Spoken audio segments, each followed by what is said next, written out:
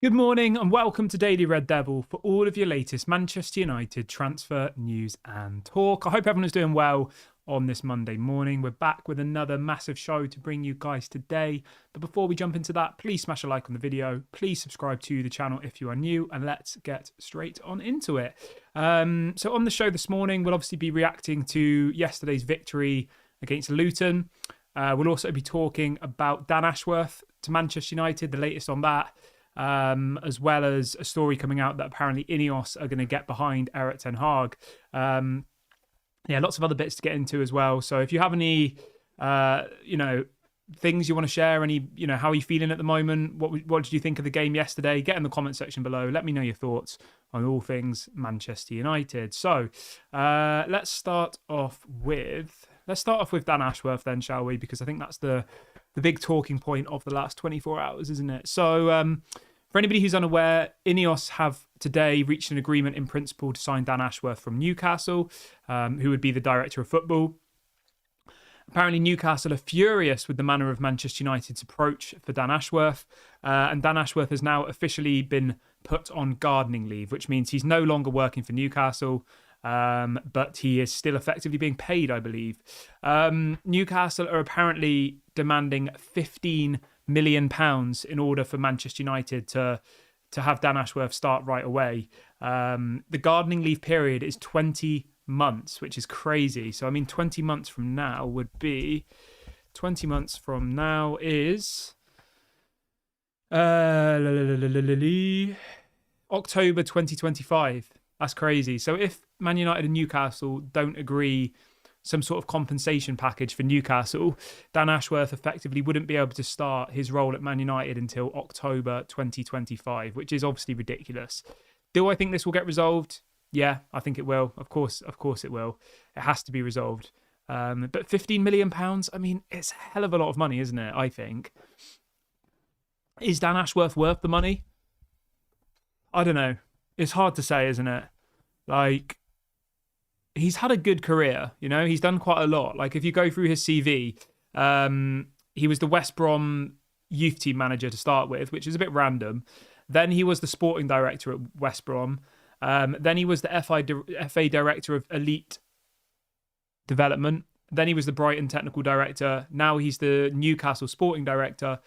Yeah, clearly INEOS want him. Clearly they think he's the right man for the job. But there's other journalists this morning at The Guardian, for example, are saying that Newcastle are asking for 20 million for him. Some are saying 15, some are saying 20. Obviously, it's a little bit unclear at this moment how much money Newcastle will actually go for. But the thing you have to remember is, by putting him on gardening leave, that means they're still paying him, and he's effectively not working. So, yeah, Newcastle need to just kind of understand the situation here. Man United have come knocking. Man United are a bigger club than Newcastle, and they've got to do it, unfortunately, don't they? For Newcastle, they've got to accept our terms. Now, is there a world where Newcastle, just out of principle, try and make a stance and say, you know what, we're not going to do it. We're not going to, we're not going to agree to your terms. Go away. Maybe there is, but I think, Man United would be very, very stupid to pay 20 million for him, personally. I think that's a crazy amount of money for somebody who, he has done well. He has done well in the jobs he's done before, but to pay 20 million pounds for a sporting director, that's absolutely mental. That's honestly mental. Somebody in the chat says he will be a proper addition. Ashworth is exactly what we've been missing. Yeah. Stephen says if that's the cost for the best, then we need to pay it. Yeah. I get your point there, mate. I do, but I just think 20 million is a bit excessive. I think, if you could do it for 5 or 10, maybe that's a bit more realistic. But I just think that it almost feels like you're starting off on the wrong foot, if that makes sense. Man United over the years have been laughable in the transfer market. We're seen as a joke. If Man United's first transfer is effectively paying Newcastle 20 million for their sporting director, does that make us look serious, or does that make us look weak? I think it makes it look... I think it's a bit of both. I think it makes us look serious in the sense that we can go to other top clubs and take their top staff members. But at the same time, I think maybe it makes us look a little bit weak as well, but I'm sure we won't pay 20 million. I think these are just headlines to, the Guardian were probably told by Newcastle to put out an article saying they want 20 million. Just because they want 20 million doesn't mean they'll get 20 million. I think it'll be somewhere around 10 is my prediction, but obviously I'll keep you updated as and when we get more news about that.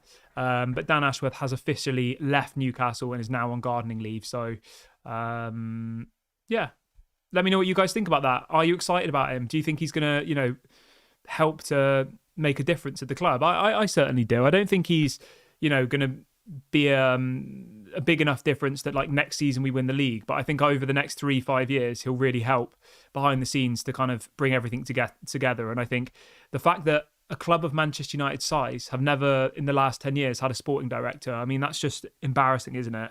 We haven't had any top people in the top roles. We've just had bankers and business people. We haven't had anybody from the sport and performance side. It's always just been, people like Ed Woodward or people like John Murtagh who don't really have that much, specialist football knowledge. They're more kind of business people. Yeah. Scott says, I mean, this is an interesting take. Scott says I would pay £50 million for him. Mate, if we paid £50 million for him, that would probably be half of our transfer budget. Gone.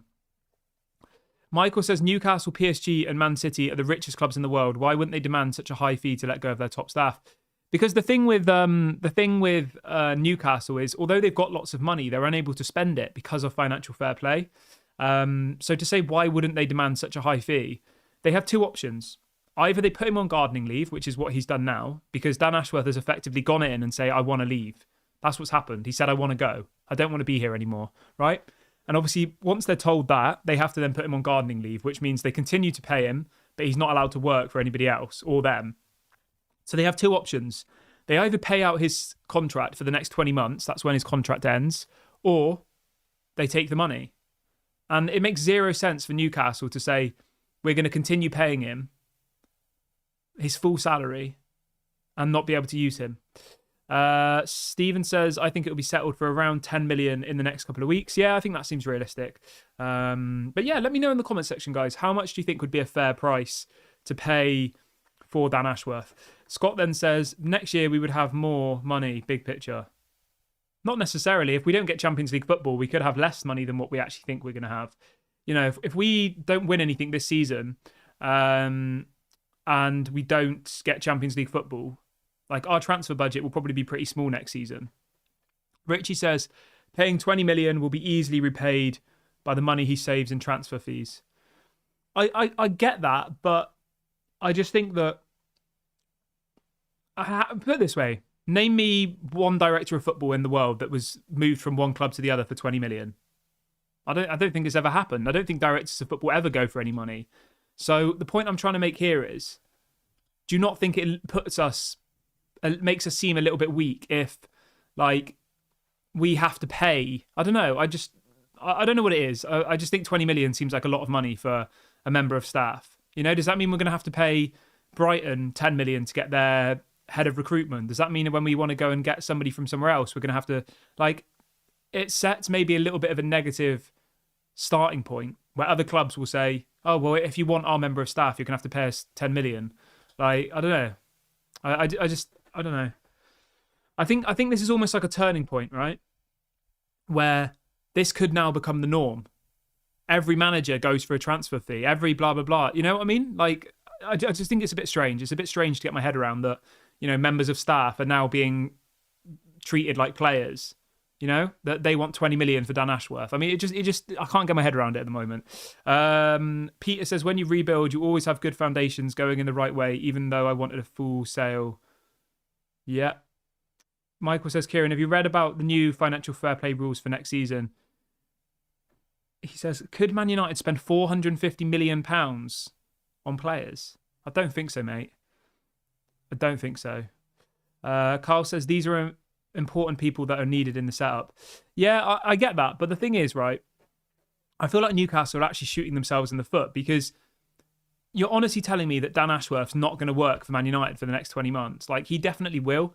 Obviously, it won't be officially. It will be kind of a bit on the sly, but he's obviously going to still advise and he's still going to be involved, isn't he? So I think they are kind of shooting themselves in the foot. But anyway, let's move on from that. Let's talk a little bit about Erik ten Hag then, because who came out speaking about him? I think it was Laurie Whitwell. Let me just double check. Where was that story I was reading this morning? There was a video. I think it was with David Ornstein or Laurie Whitwell, one of the two. It was definitely someone from The Athletic anyway. And the story was that apparently INEOS are going to stick with Erik ten Hag, at least for the time being. So I don't think... Yeah, I don't know. It's a really difficult one because for me personally, the way, that we've just won 4 games in a row, like, I don't even understand how Erik ten Hag's job's still up for debate, personally. I think, I think we the results we've got recently have been so much better. I know the style of play is not how people like it, but I'll answer you with this. When I was watching the game yesterday, I was frustrated, I'll be honest, but I've said to you guys many, many times before, countless times, that Man United are a counter-attacking side. That is our style of play. The only style of play that complements these players, the Brunos, the Rashfords, the Garnachos, is counter-attacking. They can't retain the ball. They don't know how to pass it and retain it. Every single time they get the ball, they try and either run on their own and shoot and score, or Bruno tries to do like a pass that probably only pays off once in a game. And that's every single time they get the ball. So I don't really understand how people are like, oh, I hate the style of play. We were dominated by Luton. If we'd have tried to play football, we probably would have lost that game, I think, because Luton are a good side. They beat Brighton 4-0. They drew with Newcastle at St. James's Park. And I think what Erik ten Hag's doing now in the last 4 games is actually right. I think he's playing the style of football that he knows these players are capable of doing. Is it a style of football that's entertaining? I think it is quite entertaining, but I think it's also quite nerve-wracking because every chance you create, the other team then go and counter it every single time. So, is it acceptable to have like 40% possession away at Luton? I just think that people are making too much of a big deal about that. Luton are a good side. They're at home. It's their biggest game of the season. It's like a cup final for them. And realistically, our side, as I keep saying many, many times before, we can't play out from the back. Martinez is our only ball-playing centre-back. Maguire's hopeless at it. Varane can just about do it, but not very well. Martinez is the only one who can transition from the back 4 to the midfield and to the attack. And obviously Martinez is injured again now. So you've got this ball-playing goalkeeper in Onana, but then you've got 2 centre-backs in front of him, neither of which are ball-playing centre-backs. So the whole system at the moment is completely faulted. It's completely faulted. And I think that we need, as I said, just because we've won 4 games in a row, my position remains the same. It honestly does. The only players in this current squad that I would 100% keep as of today is Martinez, Rasmus Højlund, Garnacho, because I think he's still only 19. I think he's got bags of talent, and Kobe Mainoo. Those are the only 4 players that I would keep, genuinely. I think Bruno, he's been terrible the last 5 games. He gives the ball away constantly. He doesn't suit Erik ten Hag's style of play. Rashford, I just don't think Rashford should be here anymore, personally. I think you should sell him to PSG if that offer comes in.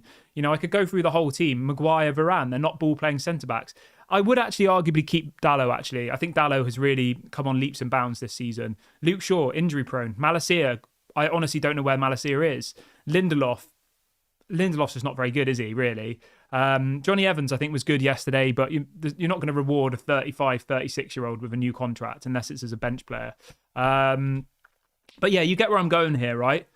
Like, do you guys honestly expect Erik ten Hag to be playing prime Man City or Barcelona-style football with this team? Like, it's just not going to happen.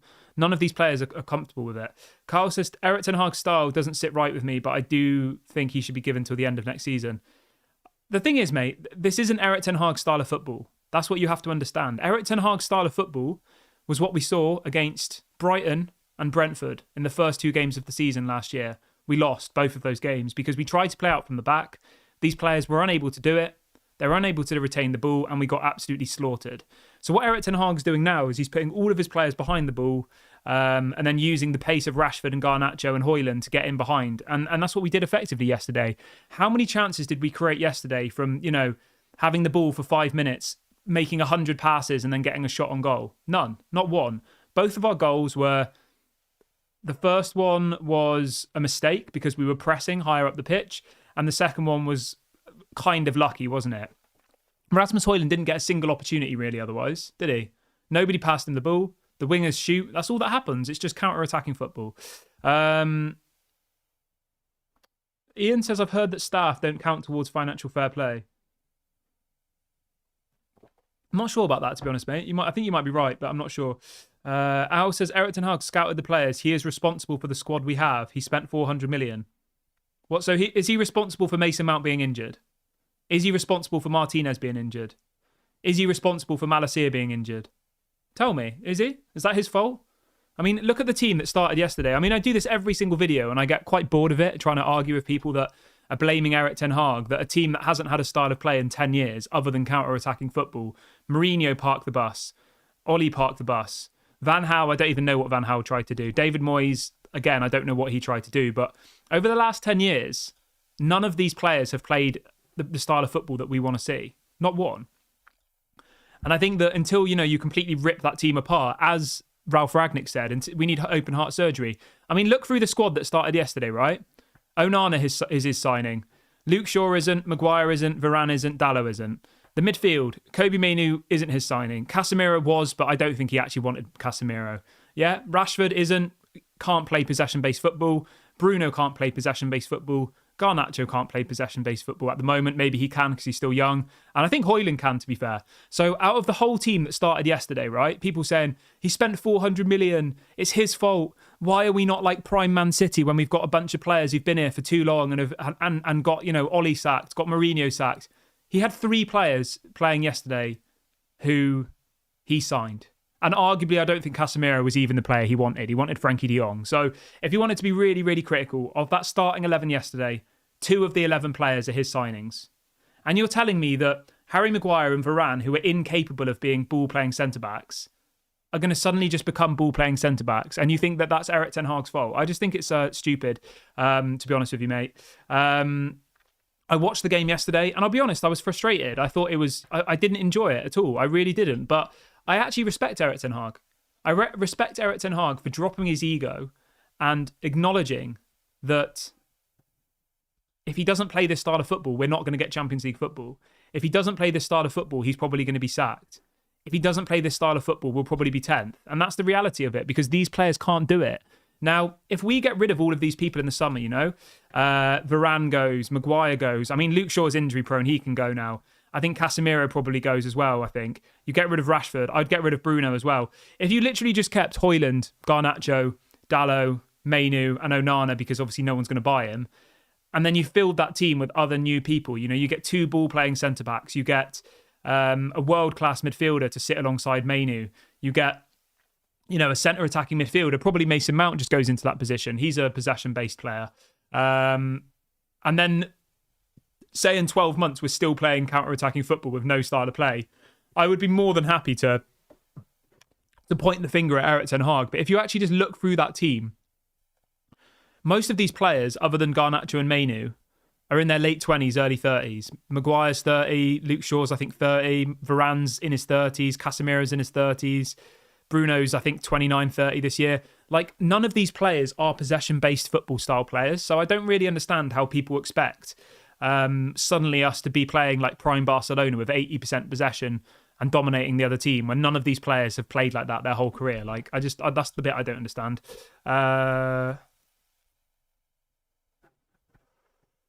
Let's see what people said. Hendrik says, do you think Ten Hag's /Pep style of football is enjoyable to watch? Between City and Arsenal or Liverpool, which style do you enjoy? For me, it's Liverpool and Arsenal. I don't really find watching Man City enjoyable, to be honest. Like, I actually would say that from a mutual perspective, watching Manchester United, people are going to probably laugh at me when I say this, but let me explain. Watching Manchester United, watching that game yesterday as a neutral is way more exciting than watching a Man City game. It's boring watching Man City. It is. I watched the game the other day. It was so boring. I'm sorry. Who did they play? Chelsea. Chelsea just parked the bus, had a couple of half counter-attacks-ish, and Man City were just on them constantly. Whereas yesterday, it was end-to-end. We had 2 goals in the first 6 minutes. It could have been 4-0 in the first 10 minutes. Literally, it should have been. And then we just parked the bus and counter-attacked. And yes, I know people were like, oh, we're Man United, like we shouldn't be doing that against Luton. Like that's not how football works anymore. I'm sorry, we're not in the days where Sir Alex Ferguson would go and win the league every single season. We haven't won a league title in 10 years. We haven't won a Champions League in over 10 years. We've won one trophy in the last 6 years, which was the League Cup. Like, what do people really expect from this set of players? That's the question I have to ask you. Because for me, I've said this many times, all level of expectation has gone from me. I have no expectation anymore. We could go and lose 4-0 to Luton and I wouldn't be surprised. We could go and, we might have just won 4 games in a row. We've got Fulham on the weekend and we could lose. And I wouldn't be like, oh my God, I'm so shocked. Like, and it's just funny, isn't it, that we've just won 4 Premier League games in a row. We've won, how many? The last time we lost a football match was on the 30th of December. It's nearly been 2 months since we lost a football match. We beat Wigan, obviously. We drew with Tottenham, and then we've won the last 5 games in a row in all competitions. And there's still people out here saying, oh, why are we not playing like Man City? Why are we not playing like Barcelona in their prime? Why hasn't Erik ten Hag turned Maguire and Varane into prime Sergio Ramos? Like, we just need to realign your expectations, in my opinion, guys. You do. The rest of the season is going to be a slug. The football's probably going to be unattractive. You're probably going to have heartburn every time you watch the game because every second you think the other team are going to score, and we're going to hit them on the counter attack, and it's worked so far. It's not dominating. It doesn't make you feel confident about what you're seeing, but it is what it is. Peter says other clubs have a style of play. Who is going to decide ours? Is it the manager? Yeah, I mean, I think a style of play is heavily dictated by the players you sign.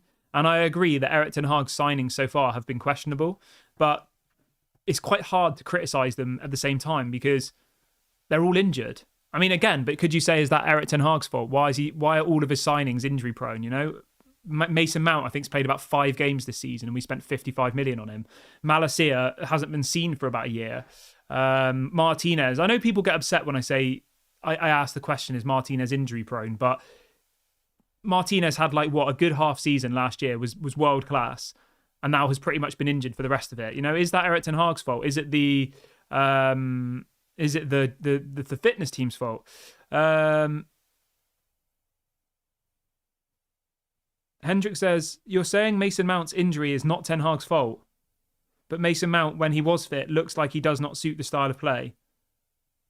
I mean, Mason Mount probably played about 3 matches before he got injured. I don't know if you can really formulate an opinion off 3 matches, Ian says, you are 100% correct. Kieran, you are also 100% correct what you're saying about this group of players. I can't call them a team because they all just play for themselves. Yeah, of course, mate. Honestly, it's so frustrating to watch. And I think Erik ten Hag's just come to realise that he needs to just let them do what they want. And then in the summer, try and change things. Because if he doesn't, we'll probably not get top 4, Scott thinks that Erik ten Hag's been given a commission for signing Anthony. Come on. Sung Lee says, if Bruno is bad, Eriksen should sub him. I agree with that though, mate. But I just think that Erik ten Hag having a public issue with Bruno Fernandes is the last thing he needs. And I think he's probably scared to do it. But I will agree, Bruno Fernandes has been absolutely terrible for the last 5 or 6 games. He works hard, I'll give him that. He never stops running. He defends, he tracks back. He does all of the things that are like the bare minimum. But yeah, he has been terrible.